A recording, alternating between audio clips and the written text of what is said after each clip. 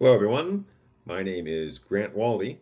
I am a professional civil engineer. I am the Transportation Business Group leader, and I work at an engineering company called GHD Incorporated. This presentation is on doing business in Latin America. And you might wonder, well, why am I giving this presentation? Well, it's part of the final course assignment that I have to do to complete my online course, which I took through Coursera, called Doing Business in Latin America.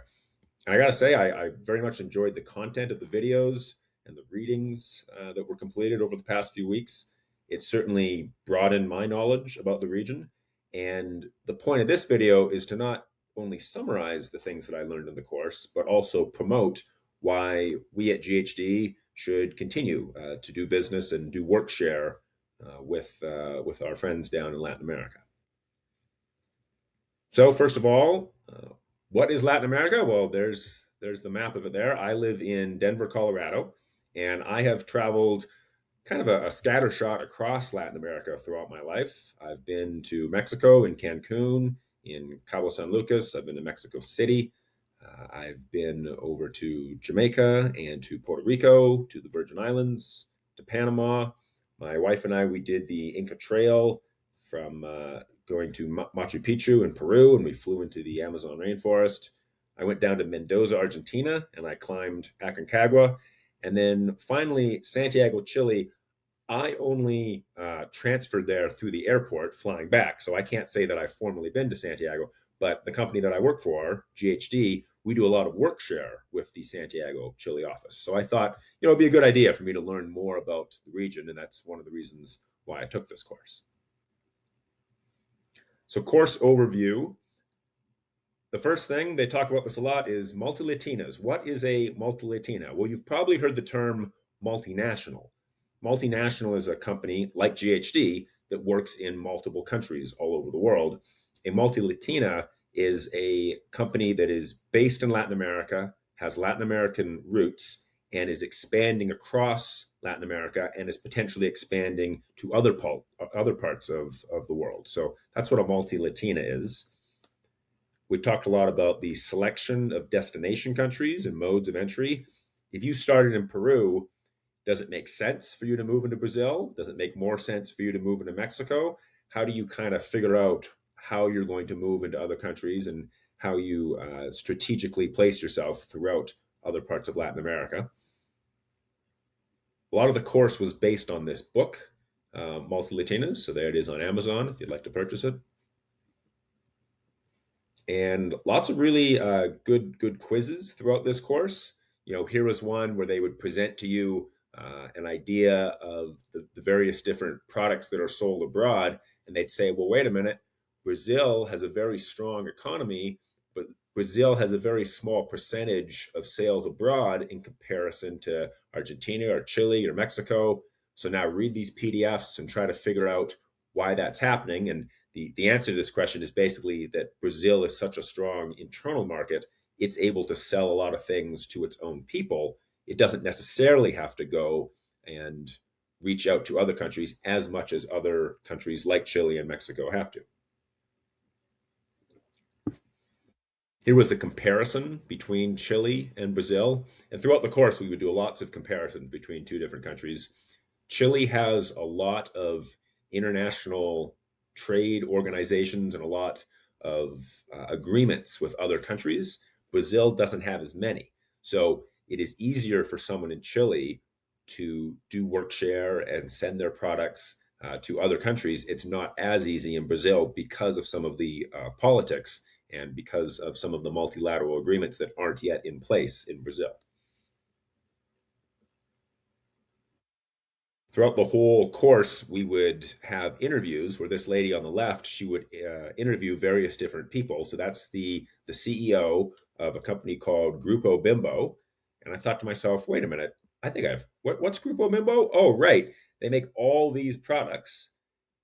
And the product that I remember them famous for is Bimbo bread. And I survived in college eating bologna sandwiches on Bimbo bread. So, despite the fact that they make a ton of different products that are sold all across Latin America, that's the one product that I really associated with.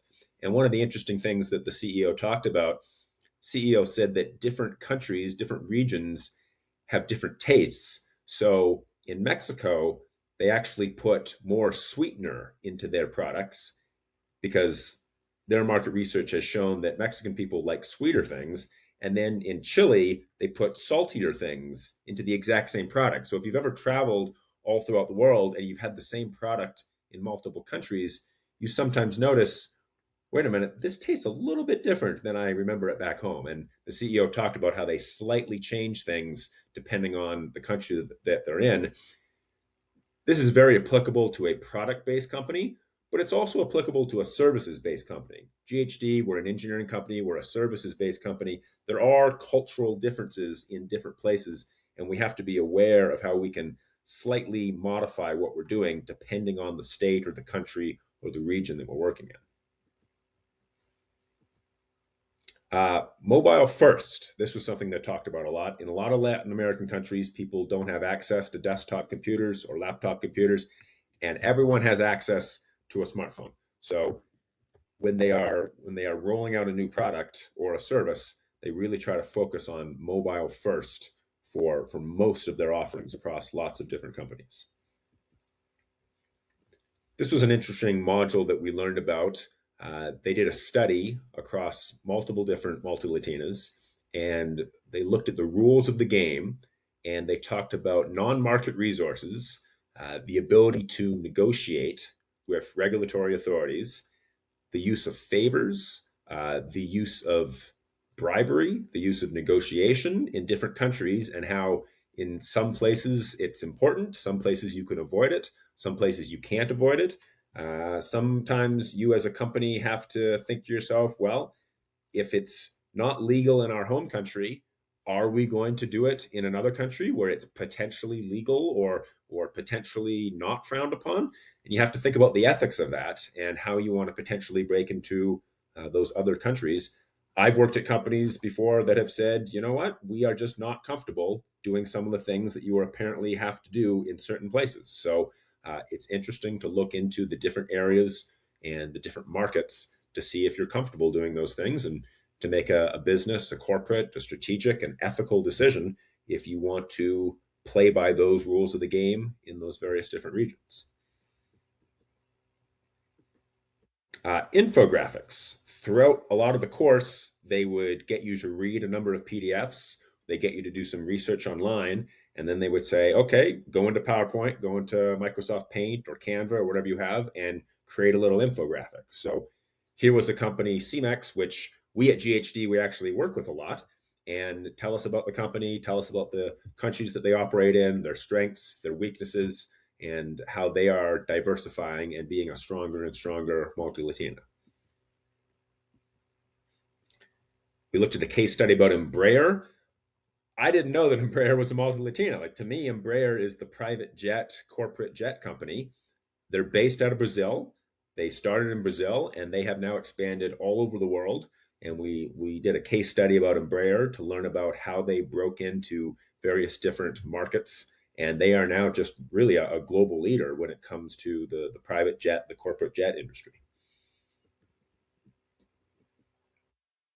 Partnerships with other universities. So this course was brought to me by Coursera, but throughout the entire course, they would give us links to various different studies. Here was a study by the University of Cornell, and it's kind of hard to summarize all 124 pages into a couple minutes here, but they looked at a whole bunch of different countries and a whole bunch of different companies in those countries, and they talked about market trends and where they were seeing things going with currency, where they were seeing natural resources, labor market development, demographics. If you have an aging demographic, maybe that's a country that's going to need the services more. If you have a younger demographic, maybe that's a country that's going to be able to provide the services more. So that was an interesting study by the University of Cornell. So key course takeaways, I would say internationalization, it adds volume and growth, it reduces cost, it creates differentiation, it normalizes risk, it produces knowledge, and it provides access to resources that are not necessarily available in every country. the natural, the cultural, the social wealth in Latin America. It can be an advantage, it can also be a challenge. So it's important to learn about the different cultural norms and the different customs before entering a market. And I guess finally, the course takeaway here, Latin America, it offers businesses and entrepreneurs and investors really tremendous growth potential.